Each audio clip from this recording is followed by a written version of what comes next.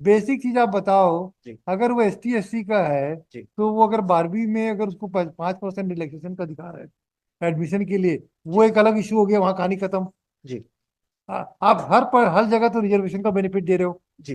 तो क्यों नहीं दोगे भाई? तो मतलब हमारा भी कहना है कि वो जो हर जगह बेनिफिट ले रहे हैं तो उनका जो सिलेक्शन होगा वो उनके कैटेगरी में ही होगा, वो अनरिजर्व में सेलेक्ट नहीं हो सकते हैं। कोई जरूरी है क्या? जो दे आर जजमेंट्स नहीं। My Lord. अगर मान लीजिए वो यहाँ मेरिट में आ गया है, जी अगर देखिए पहले में पढ़ाई में कमजोर था, जी तब रिजर्वेशन का बेनिफिट लिया, जी है जी ना? जी अब फिर धीरे धीरे पढ़ाई अच्छी करने लग गया, जी तो मैं अच्छा हो गया, जी तो मैं काहे लूंगा एडवांटेज? कोई आपको मना है क्या? मतलब कोई रिस्ट्रिक्शन है क्या कि अगर आपने अगर मेडिकल सब फैसिलिटीज को लेते हुए अगर रिजर्वेशन लेते हुए जी एडमिशन पाया है 12वीं में, BPED में, जी। सब में, तो जब नौकरी की बारी आई तो मेरे को लेना जरूरी है क्या? जो माय लॉर्ड, उसमें सुप्रीम कोर्ट है, अगर कोई कैंडिडेट अगर क्वालिफिकेशन में रिलैक्सेशन ले रहे हैं तो वो अनरिजर्व में सेलेक्ट नहीं हो सकते अरे हैं। वाह, ये क्या बात हुई? ये तो हो ही नहीं सकता। तो there are judgements my lord. Impossible है। आज मेरिट में मेहनत करके आ रहा हूं मैं, तो क्या मेरा मेहनत मेहनत करने का अधिकार नहीं है मेरा? नो है, लेकिन माय लॉर्ड जो उन्होंने कंसेशन लिया माय लॉर्ड, हाँ वाह, तो ये माय लॉर्ड तो लेवल प्लेइंग फील्ड जो वाह है माय वाह, लॉर्ड वो वो इक्वल लेवल नहीं पे वो रहेगा सब माय वो लॉर्ड। अंग्रेजी वाला जो क्योंकि वर्ड है ना, जी वो वहाँ उसका चेहरा बता रहा है कि तबीयत ठीक नहीं है। वैसे केस भी गड़बड़ लग रहा है, क्या बोलते हो आप? नहीं, मेरा केस ठीक है मतलब। ठीक जी है, जी चलो आराम करो भाई, जी। देखते हैं। कल तक तुमको गड़बड़ लग रहा था। हाँ, मतलब तो इसमें जो इशू है मतलब इसमें लीगल इशू मतलब ये है कि जो रिजर्व कैटेगरी कैंडिडेट्स हैं, हाँ। मतलब इन्होंने जो है 3 बार, कुछ लोगों ने 2 बार रिलैक्सेशन लिया और कुछ लोगों ने 3 बार रिलैक्सेशन लिया जो प्राइवेट रेस्पोंडेंट्स हैं। और वो मतलब अब जो है अनरिजर्व में सेलेक्ट हो गए। मतलब पहले उन्होंने रिलैक्सेशन लिया जो BPED कोर्स है मतलब, उसमें काय का? एडमिशन, BPEड मतलब बैचलर इन फिजिकल एजुकेशन का जो हाँ कोर्स है, हाँ उसमें एडमिशन के लिए मिनिमम क्राइटेरिया है कि ग्रेजुएशन में 50% मार्क्स होना चाहिए। हाँ और उसमें ST SC OBC को 5% का रिलैक्सेशन है, तो जो हाँ। ST SC OBC 45% मार्क्स है वो भी एलिजिबल है B.Ed कोर्स परस्यू करने के लिए। तो उन्होंने फर्स्ट टाइम रिलैक्सेशन लिया ST SC OBC ने BPEड कोर्स में एडमिशन लेने के लिए, और उन्होंने BPEड क्वालिफाई कर लिया। ठीक है, उसके बाद उन्होंने मतलब जो नेट और सेट का एग्जामिनेशन होता है उसको क्वालिफाई करने के लिए भी ST SC OBC को 5% का रिजर्वेशन मिलता है। उन्होंने उस एग्जामिनेशन को भी क्वालिफाई किया और सर्टिफिकेट ऑब्टेन किया कंसेशन लेके। और जो रिक्रूटमेंट हुआ मतलब रिक्रूटमेंट में भी ग्रेजुएशन में मिनिमम 50% मार्क्स रिक्वायरमेंट था सभी कैंडिडेट्स के, लेकिन यहाँ पे भी ST SC OBC को 5% का रिलैक्सेशन था। उन्होंने यहाँ पे भी रिलैक्सेशन लिया कुछ और भी थ्योरी लगाते हो भैया आप लोग। देयर आर जजमेंट्स अरे ऑन दिस जजमेंट पॉइंट। वजमेंट कुछ नहीं, ये कुछ ही समझ नहीं आता। बेसिक चीज आप बताओ। जी अगर वो ST SC का है जी तो वो अगर 12वीं में अगर उसको 5% रिलैक्सेशन का अधिकार है एडमिशन के लिए, वो जी एक अलग इशू हो गया, वहां कहानी खत्म। जी आप हर जगह तो रिजर्वेशन का बेनिफिट दे रहे हो, जी। तो क्यों नहीं दोगे भाई? तो मतलब हमारा भी कहना है कि वो जो हर जगह बेनिफिट ले रहे हैं तो उनका जो सिलेक्शन होगा वो उनके कैटेगरी में ही होगा, वो अनरिजर्व में सेलेक्ट नहीं हो सकते हैं। कोई जरूरी है क्या? जो दे आर जजमेंट्स नहीं। My Lord. अगर मान लीजिए वो यहाँ मेरिट में आ गया है, जी अगर देखिए पहले में पढ़ाई में कमजोर था, जी तब रिजर्वेशन का बेनिफिट लिया, जी है जी ना? जी अब फिर धीरे धीरे पढ़ाई अच्छी करने लग गया, जी तो मैं अच्छा हो गया, जी तो मैं काहे लूंगा एडवांटेज? कोई आपको मना है क्या? मतलब कोई रिस्ट्रिक्शन है क्या कि अगर आपने अगर मेडिकल सब फैसिलिटीज को लेते हुए अगर रिजर्वेशन लेते हुए जी एडमिशन पाया है 12वीं में, BPED में, जी। सब में, तो जब नौकरी की बारी आई तो मेरे को लेना जरूरी है क्या? जो माय लॉर्ड, उसमें सुप्रीम कोर्ट है, अगर कोई कैंडिडेट अगर क्वालिफिकेशन में रिलैक्सेशन ले रहे हैं तो वो अनरिजर्व में सेलेक्ट नहीं हो सकते अरे हैं। वाह, ये क्या बात हुई? ये तो हो ही नहीं सकता। तो there are judgements my Lord.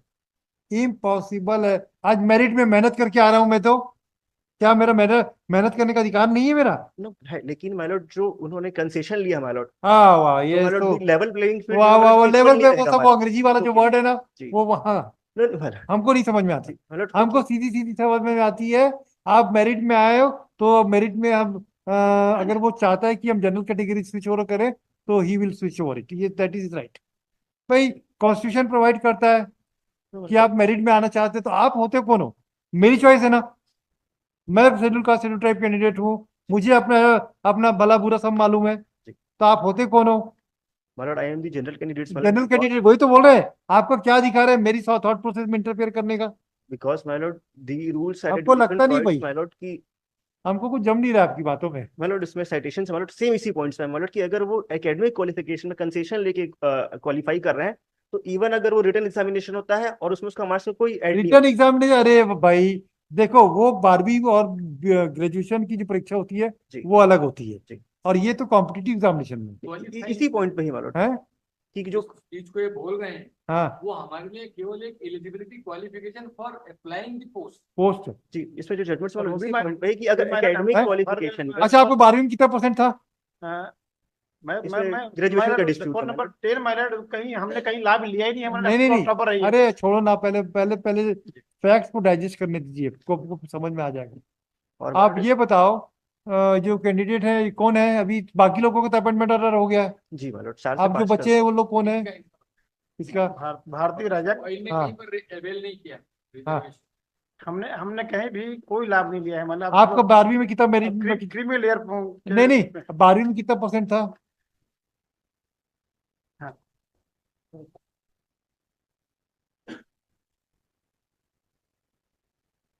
भारतीय राजा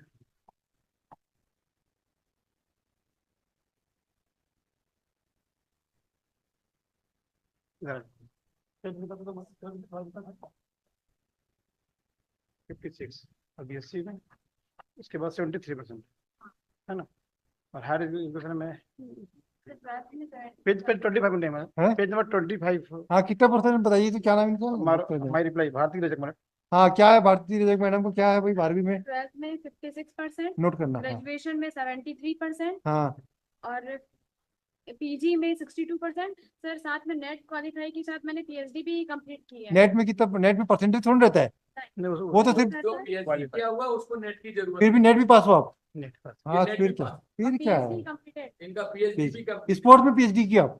स्पोर्ट में पीएचडी क्या होती है? क्या पीएचडी होती है स्पोर्ट? यौगिक साइंस, फिजिकल एजुकेशन को कोलैबोरेट किया यौगिक साइंस से। योगा से। हाँ, फिजिकल अभी? एजुकेशन को योग से कोलैबोरेट किया है। अभी 21 जून को है योगा डे, है नोट कर लो। यस, फिर क्या है भाई? तो मालूम इनका जो ग्रेजुएशन उनका मार्क्स है 49 49 का, ये तो 71% बता रही। कितना मैडम आपका? 49 हैं? मार्क्स है मालूम। 12वीं में कितना? ग्रेजुएशन में? ग्रेजुएशन हमारा बीपीएड होता है, हाँ बैचलर ऑफ स्पोर्ट फिजिकल, तो उसमें कितना हुआ? 77.75 70। 77.75। फिर क्या है भाई, आपको क्या तकलीफ है? इनका छोड़ो ना, हो गया खत्म। मालूम मैं थोड़ा सा ब्रीफ करता हूँ नहीं नहीं, ये चीज को पहले बता दो। मालूम ये जो बता रहे हैं इनका बीपीएड का क्वालिफिकेशन हाँ। परसेंटेज बता रहे हैं, जो ग्रेजुएशन मतलब जो रूल्स ग्रेजुएशन कौन सा ग्रेजुएशन होता मतलब 3 इयर्स ग्रेजुएशन कोर्स है? वो तो बीपीएड की तो होता है ना। मालूम 1 साल का है वो, 1 साल का एक साल का। अच्छा एक मिनट, बी आप क्या बीएससी किए हो कि क्या किए हो?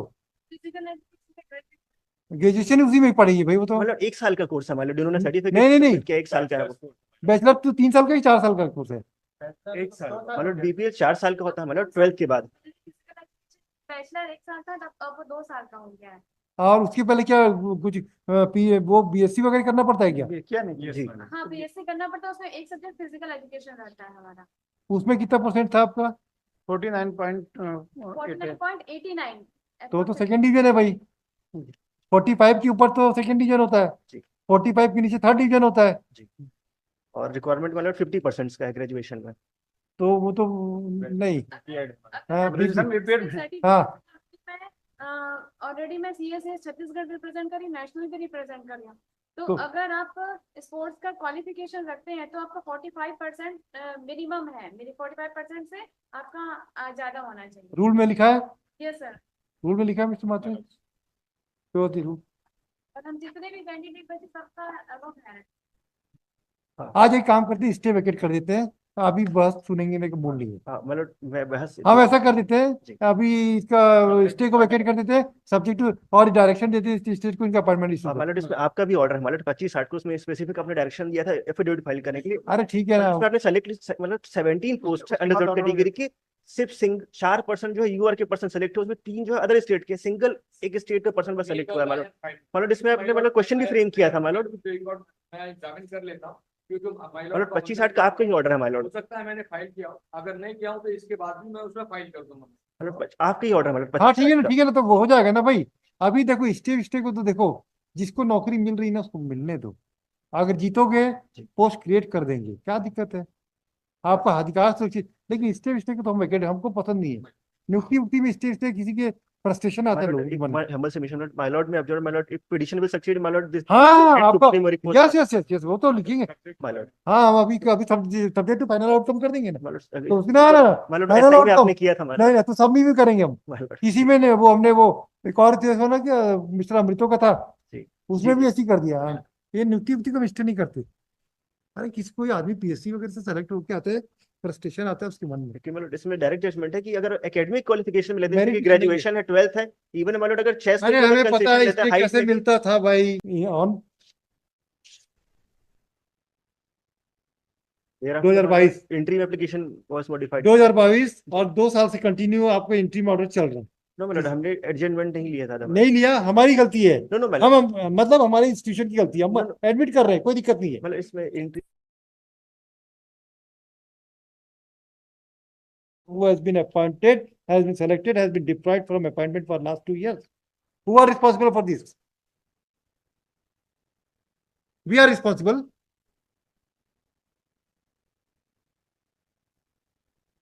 अब बीमारी को बंद कर दूंगा मैं। मेरिट में नहीं आए खत्म बार। कॉम्पिटिटिव एग्जामिनेशन है अगली बार फिर आ जाना मेहनत करके। दिखाना तुम क्या नोट किया, वो नोट किए बताना figure.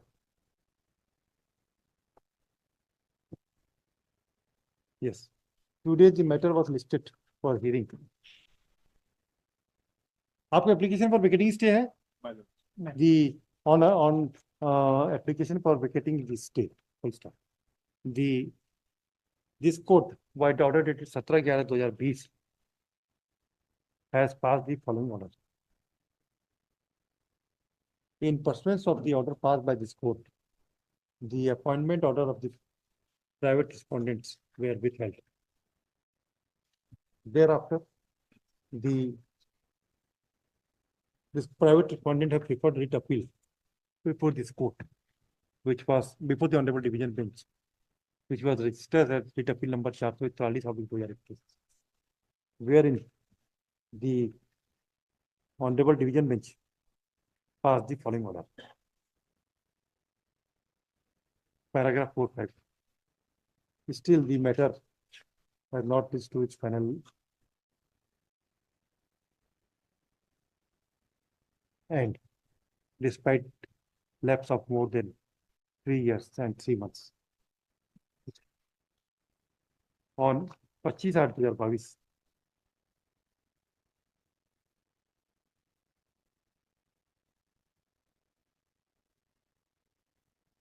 this court has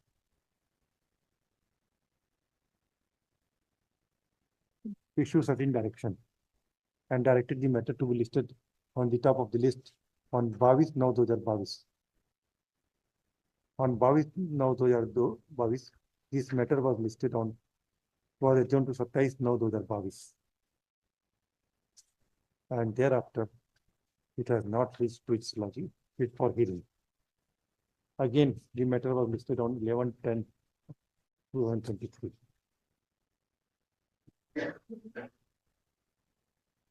But not finally decided. The private respondent number 10, Bharti Rajak और कौन है? और कौन है? हैं पवन? You are at serial number इसमें? Yes. Serial number 4. Have moved an application for 3, 4, 5. no बाकी लोगों का अपॉइंटमेंट ऑर्डर इशू हो गया ना? नहीं मैडम, इन लोग का बचा हुआ है। 3, 4, 5, 11, 12 का बचा। एक मिनट 4, 5, एक मिनट 3 हाँ और 4, 5, हाँ 11, 12। और 10 और 11 को 10 को मिल गया क्या? जी, नहीं 10 का नहीं, 10 का नहीं है 10 का नहीं है। 10 को नहीं मिला 10, 11 10 का भी नहीं, यस और 11 11 का भी बचा है मैडम। बचा है। बाकी लोगों को अपॉइंटमेंट ऑर्डर मिल गया। मैंने नेम डिलीट करने का एप्लीकेशन ये लगाए थे, तो यहाँ से नेम डिलीट हो चुका है। अभी मैंने During pendency of the petition, the petitioner moved an application for deleting the name of respondent number 6, 7, 8, 9, 13 and 14, which was allowed by this court on 11/10/2023. As such, the appointment of respondent number 3, 4, 5, 10, and 11 are still 12 stayed at 12B, 12, in view of the interim order passed by this court. Therefore, an application for vacating the stay order was passed. The learned counsel for the petitioner would submit that the petitioner, since the petitioners have secured, have taken the objection, the benefits of reservation at the initial stage of their education, therefore, they cannot march from reserve category to general category, even if they stood on a merit position. This is your submission. This was vehemently objected by the counsel for the private respondent as well as the PSC. This court has the private respondents number 10. Mr. Jha, appearing for respondent number 10, would submit that the petitioner's educational qualification cannot be said, that cannot be prima facie reflect that she has been granted admission in the graduation course or in the higher secondary school and the undergraduation course or BPEd courses on account of reservation. Therefore, prima facie, the submissions made by the counsel for the petitioner is deserves to be rejected. To substantiate the submission, the counsel for the petitioner would submit that the petitioner has secured 12th में कितना था 56%, 56% in 12th class, comma in BSc with physical education, her percentage was 49.88%. It has also been submitted that the petitioner has participated in national level or state level? National level. Which sports? Cricket. The petitioner has participated in national level cricket and cricket sports in national as well as state level, state as well as national level. Therefore, she is entitled to get 10 marks or 10%? 10% in addition to the 10% है 10% है कि 10 marks है? 10% relaxation.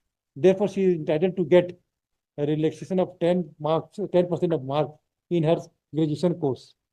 And according to her, according to the petitioner number, respondent number 10, if she is secured 45% also, then she is eligible to be appointed, to be considered for appointment as per the recruitment rules made in this behalf. Considering this fact that, and thereafter in BPEd she has secured 77%, 77%, and MPA and the net also she has cleared the net, the net, and then also completed PhD in the physical education subject. Thus, she fulfilled all the requisite qualification. For considering this aspect of the matter and the foundation laid by the petitioner regarding a stay is that the petitioners have been given benefit of reservation while getting the respondents have been given benefits of reservation at the initial stage. Therefore, they cannot march over for getting employment in a general category. Cannot prima facie seems to be not acceptable. Accordingly, the interim order passed by this court is deserves to be vacated.